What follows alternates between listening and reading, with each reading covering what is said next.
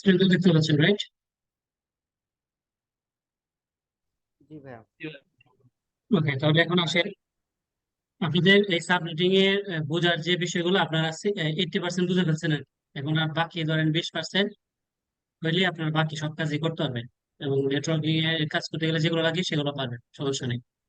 এখন দেখেন আমরা যেটা নিয়ে কাজ করবো সেটা হচ্ছে যে এটা তো আমাদের ক্লিয়ার কনসেপ্ট।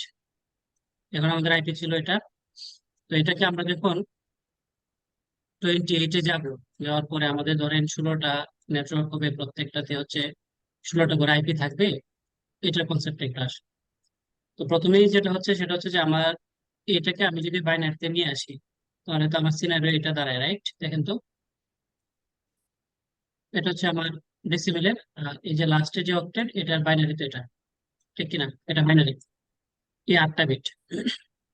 তো 8টা বিটের আমাদের, আমরা জানি যে এই যে আমাদের যে 28 করতে গেলে আমার প্রয়োজন হচ্ছে আমার টোটাল 4টা বিট, এই 4টা বিট।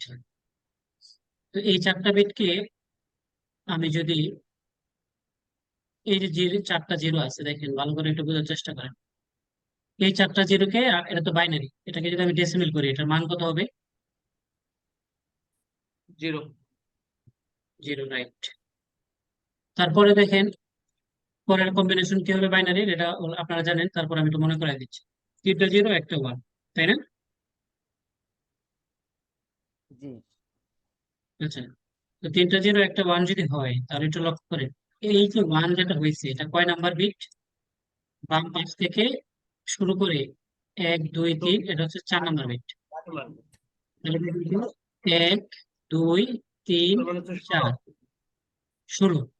তাহলে আমার কি হইতেছে, এই জায়গায় আসতেছে আমার 16। তাহলে দেখেন আমার নেটওয়ার্ক কয়টা হবে? টোটাল 16টা। 16টার মধ্যে প্রথম নেটওয়ার্ক হচ্ছে কত? 0। 2 নাম্বার নেটওয়ার্ক কত? চলো 16। পরের কম্বিনেশনটা কি হবে আমাকে একজন বলেন তো।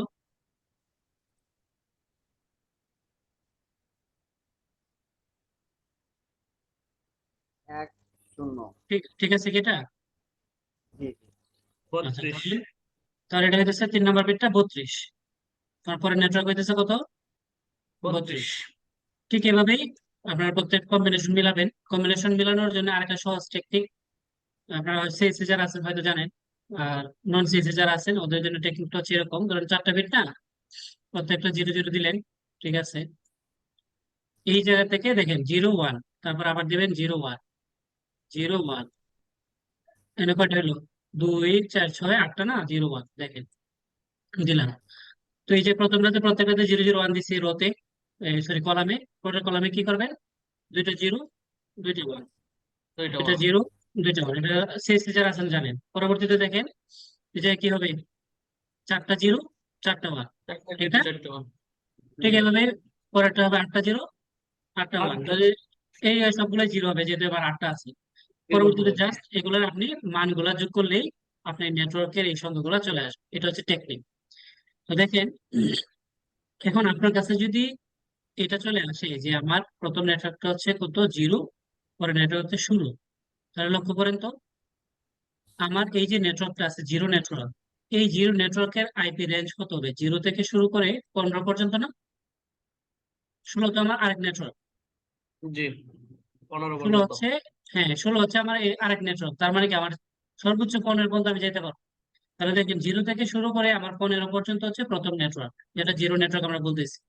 তো এখন আমরা যখন সাব রেটিং করব, সাব রেটিং করলে আমাদের আইপি দুইটা ইউজ হবে না। একটা আইপি চলে যাবে নেটওয়ার্কের জন্য 0, আর লাস্ট আইপি চলে যাবে ব্রডকাস্ট। সেটা আবার একটু শুনেন, প্রত্যেকটা সাব নেটওয়ার্কে প্রথম আইপিটা হবে নেটওয়ার্ক, লাস্টের আইপিটা হবে ব্রডকাস্ট। ব্রডকাস্টের পরে কিন্তু শুরু হবে অন্য আরেকটা নেটওয়ার্ক, যেমন 15 আছে, 16 দেখেন, এই 16 পরে যে মানে 15 পরে যে আইপি, এটা 16, এটা আরেকটা আরেকটা সাবনেটের প্রথম আইপি অথবা নেটওয়ার্ক। সেম ভাবে দেখেন এই 32 ক্ষেত্র, প্রত্যেকটা ক্ষেত্রে কিন্তু 16, তারপরে ধরেন 64 হবে।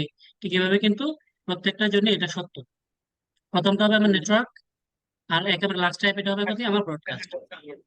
তো এখন এই সাব নেটওয়ার্কের মধ্যে আপনারা যখন ইন্টারভিউতে যাবেন, এই প্রশ্নটা তারা করবে যে একটা সাব নেটওয়ার্কে ইউজেবল আইপি কয়টা?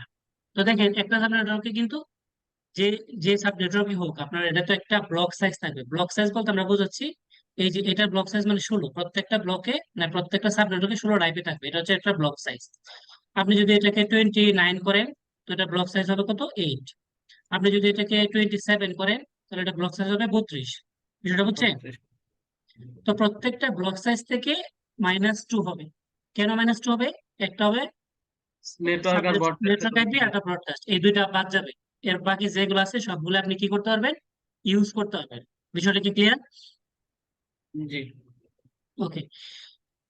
এখন এই জায়গায় আরেকটা বিষয় আবার আছে, যেমন এই যে অনেকেই এটা যদিও আপনাদের করবে না, তারপরে হচ্ছে দেখা গেছে যদি এরকম সিনারিও হয় যে ধরেন আপনি মাইক্রোডিক অথবা কোনো একটা রাউটারে আপনি অ্যাপে বসাইলেন, যেমন ধরেন আপনাকে 29-এর একটা আইপি দিন।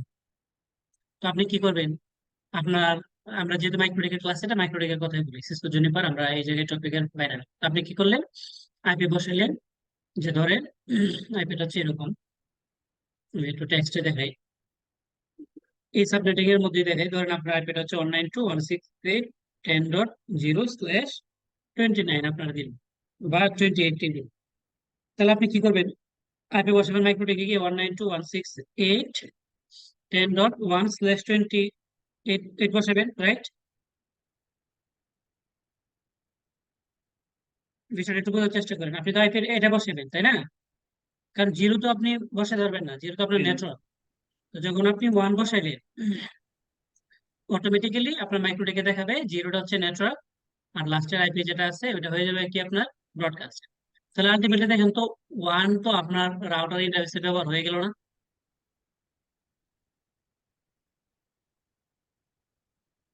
বিষয়টা কি বুঝছেন আমার কথাটা? লাস্ট আইপি হবে 14, মানে ব্রডকাস্ট।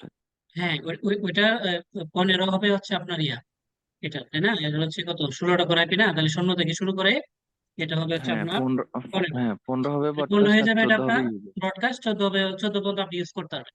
তাহলে এখন দেখেন আলটিমেটলি কি হলো, জিরো তো নেটওয়ার্ক চলে গেল, তারপরে 1 আপনি রাউটারে বসে ইন্টারফেসে বসাইছেন, তারপরে 15 তো আপনার পড়বে। তাহলে আলটিমেটলি কি, মানে 14, মানে আপনার 3টা আইপি চলে গেল না আলটিমেটলি?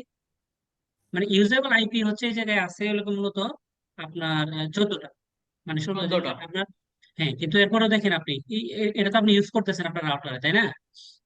জি তারপরে দেখেন এই আপনি যে রাউটার ইন্টারফেসে আপনি বসাবেন, এই ইন্টারফেসে পরবর্তী থেকে আপনি 14টা ক্লায়েন্ট কানেক্ট করতে পারবেন? দেখেন তো, 13টা আপনার করা রাউটারে যাবে। 13টা করা যাবে। হ্যাঁ, এই বিষয়টা কিন্তু অনেক সময় ইন্টারভিউতে দেখা গেছে এই একটু পেছায়, তখন এই বিষয়টা একটু আপনার মানে খোলাসা হওয়া দরকার আর কি। যে আপনার আমি যদি কোনো ইন্টারভিউ আইপি বসাই, /28 বসাইলাম, তখন আমি আর সর্বোচ্চ 13 জনকে আইপি গুলো আমি অ্যাসাইন করতে পারবো। এই বিষয়টা কিন্তু একটু ক্লিয়ার হয়ে যাবে, ঠিক না? কারণ এটাও আপনি ইউজ করছেন, এটা তো আপনার রাউটার ইউজ করছেন এই রাউটারের ডিভাইসের জন্য। এই জন্য এটাকে বলে কিন্তু ইউজেবল আইপি। একটা নেটওয়ার্কে দুইটা বাদ যায় আর কি, তাহলে 16টার জায়গায় আপনি 14টা পাবেন, 8টার জায়গায় 6টা পাবেন। তো এখন দেখেন এই জায়গায় একটা রিকোয়ারমেন্ট, আমি যে কেস স্টাডিটা দিচ্ছি এটা একটু ধরাই দিই আপনাদের, যাতে আপনারা করতে পারেন। দেখেন তো, এই জায়গায় দরকার হচ্ছে হোস্ট কয়টা আছে এইচারে? 15টা। 15টা।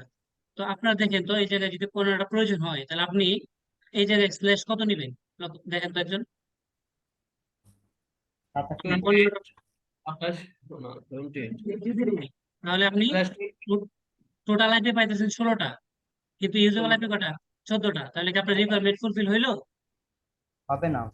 স্ল্যাশ তাহলে টোয়েন্টি আপনাকে সেভেন নিতে হবে। রাইট, আপনাকে আসতে হবে এই সেট এর নোটেশনে আসতে হবে। এই বিষয়টা কিন্তু একটু ক্লিয়ার হয়ে আমি যে ইয়াটা দিচ্ছি কেস স্টাডি, এটা কিন্তু আপনারা করবেন। ঠিক আছে, কেস স্টাডিটা ভালো করে পড়া যে সিনারিওটা পড়বেন, করে রিকোয়ারমেন্ট যেটা আছে এটা সলিউশনটা আপনারা করে আমাকে নেক্সট ক্লাসের আগে সাবমিট করলেই হবে। আচ্ছা, তাহলে আশা করি এই বিষয়টা ক্লিয়ার। এই জায়গায় তো আর কোনো এক্সপ্লেনেশনের দরকার নেই আর, আছে? এটা কি খাতায় লিখে সাবমিট করব আগের মতন? জি, সব খাতায় করবেন। দেখেন আপনাদের কাজ কিন্তু দুইটা, এই যে দেখেন এটা হচ্ছে একটা কাজ, হোমওয়ার্ক। এই যে আমি এই শীটটা দেওয়া আছে আপনাদের এরিয়াতে গুগল ক্লাসরুমে। এই যে রিকোয়ারমেন্ট গুলো ফুলফিল করবেন। এরপরে এই যে দেখেন বাইনারি কি হবে, সাব নেটওয়ার্ক গুলো কোনগুলো হবে, রেঞ্জ কি কি হবে, এই যে আমার এটা দেখলে আপনারা বুঝতে পারবেন। এই যে আমার এক্সাম্পল দেওয়া আছে একটা, আমি যে ডট ডট দিচ্ছি আপনারা কিন্তু ডট ডট দিবেন না। ঠিক আছে, আপনারা এই যে এই জায়গায় আসামি করলে হবে না আমার মতো, হ্যাঁ? আপনাদের সবগুলো লিখতে হবে এটা। এই যে রিকোয়ারমেন্টের 87 যে কয়টা হয় খাতায়, এই কয়টা আপনার রো করে যা যা রিকোয়ারমেন্ট এটার মধ্যে আছে, সাবনেটওয়ার্ক, সাবনেট রেঞ্জ, সবগুলা হচ্ছে আমাকে এই জায়গায় দিতে হবে। আপনারা যদি রেঞ্জ বের করে ফেলতে পারেন তখন এই প্রথম আইপি, সেকেন্ড আইপি সবই আপনারা বের করতে পারবেন। এই জন্য বাকিগুলো আমি দিই নাই। এটা হচ্ছে আপনাদের প্রথম ওয়ার্ক। 2 নম্বর ওয়ার্ক হচ্ছে এই ভিএলএসএম এর কেস স্টাডিটা কইরা এটা টোটাল সলিউশনটা করা। তার মানে আলটিমেটলি আপনাদের এটার উপরে 2টা কাজ হইতেছে। তখন দেখবেন যে আপনাদের একদম কনসেপ্ট ক্লিয়ার হয়ে যাবে।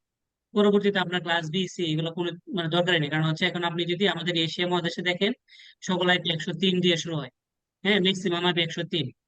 তার মানে কি ক্লাস এ, কিন্তু এই জায়গায় সিএডিআর থাকার কারণে কিন্তু আর এই জায়গায় ক্লাস থাকতেছে না। কিন্তু এখন আমরা নতুন যারা ধরেন আইপি এর জন্য অ্যাপ্লিকেশন করতেছে, ওরা 24 বা হাইয়েস্ট গেলে /23 পায়। তো যে কারণে কিন্তু আমি আপনাদেরকে বলছি যে আপনাদের এই কয়টা মুখস্থ থাকলেই হবে আপনাদের কাজের জন্য, এই যে 22 পর্যন্ত।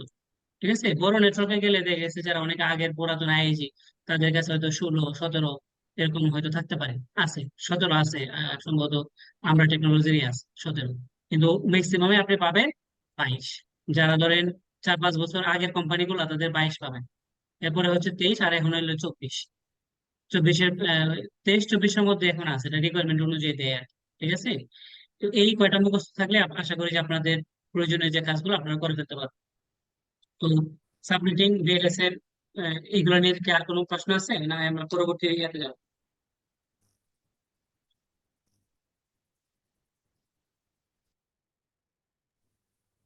এটা কি শেষ করে দেবো এই জায়গায়? জি ভাইয়া, শেষ করে দিন।